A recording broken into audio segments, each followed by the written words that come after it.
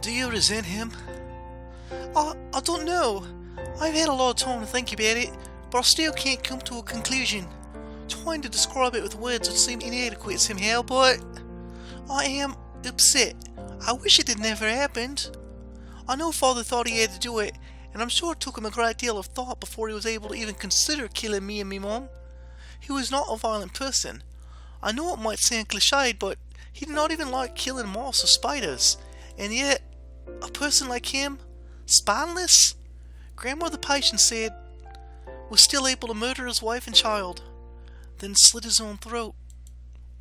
Our financial situation must have been hard, but if he thought this was the only way he could save us, I don't profess to so fully understand it myself, but there must have been a reason behind his actions. Yeah, very understanding. Men, not even most hot-headed men, do not murder their wives and daughters on sudden whims, or whispers from fairies. He must have been in a difficult position, so I feel some sympathy, but at the same time, it isn't fair.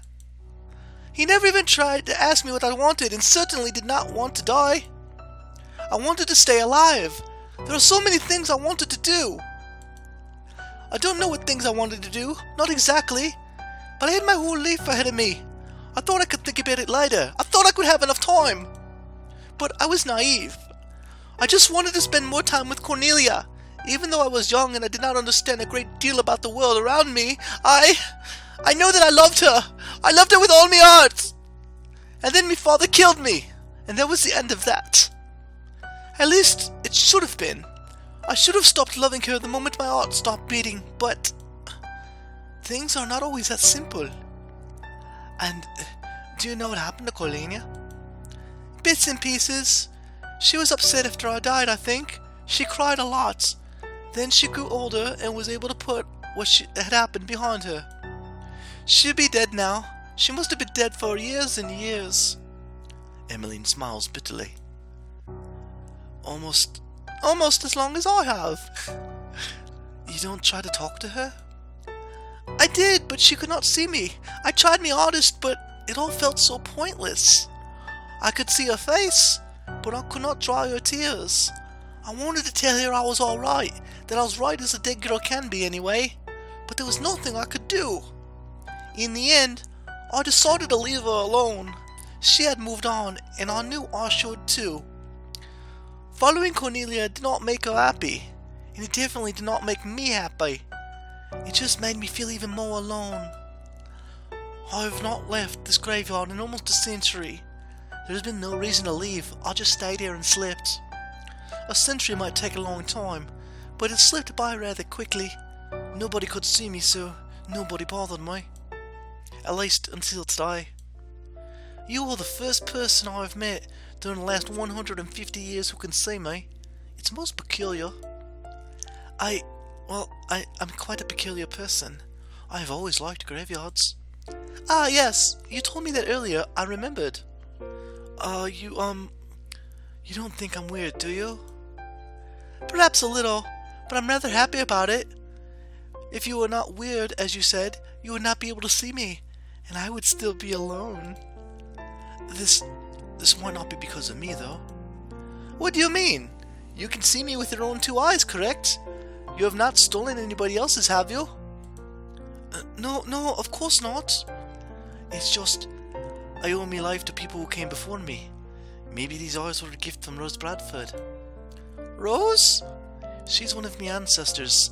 Apparently she was a medium. That's what Mother says anyway.